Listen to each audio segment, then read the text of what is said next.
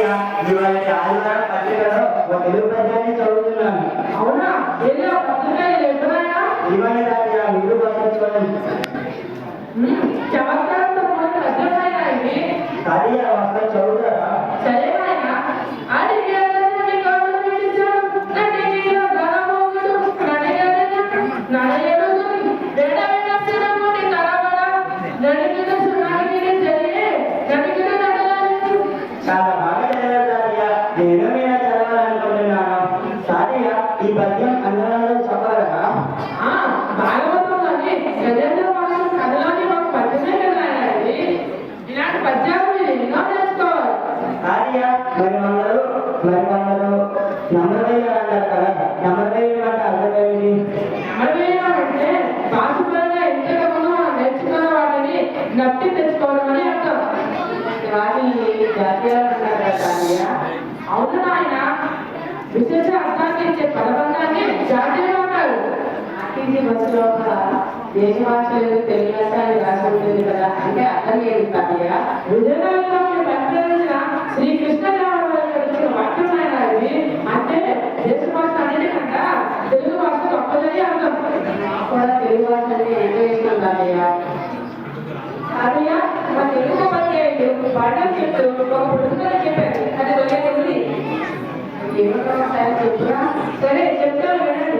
పండిన తిండిన ఒక్కటి ఖండించిన పచ్చలు ఒకటి గాలినదొకటే తిండికి రుచి అయ్యిండును ఖండితముగా తెలుపు కవి అందరనే. అదే తను పాడిన కొడుకులకు జవాబు ఏమంటో చెప్పగలరా? అంటే ఒక్క ఆకు సున్నం. తాతయ్య మన తెలుగు భాష అంటే పద్యాలేనా? ఇంకేమీ ఉండవా? తెలుగు భాష అంటే ఒక్క పద్యాలే కాదులేనా, తెలుగు కావాల్సిన సాహిత్య సంపద ఎంతో ఉంది.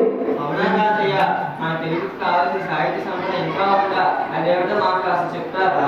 సరే నాయన, తెలుగు కావాల్సిన సాహిత్య సంపద హరికథలు, బుర్రకథలు, జానపద పాటలు, నవగీతులు, సామెతలు, బతుకమ్మ పాటలు, స్త్రీల పాటలు, పండుగ పాటలు మొదలైనవి ఎన్నో తెలుగు సాహిత్యానికి సంబంధించినవి ఉన్నాయి. అంతేకాకుండా విశిష్టమైన అవగాహన కూడా మన తెలుగు భాష సొంతం. ఆదానం లేదా అస్థానం అంటే ఏంటి తాతయ్య?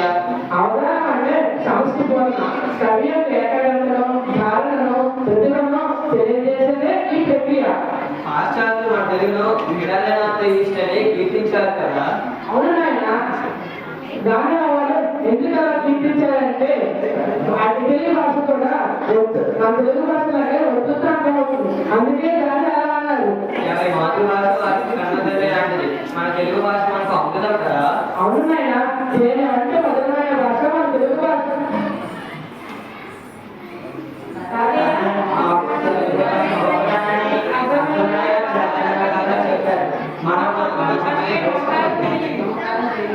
ధన్యవాదాలు.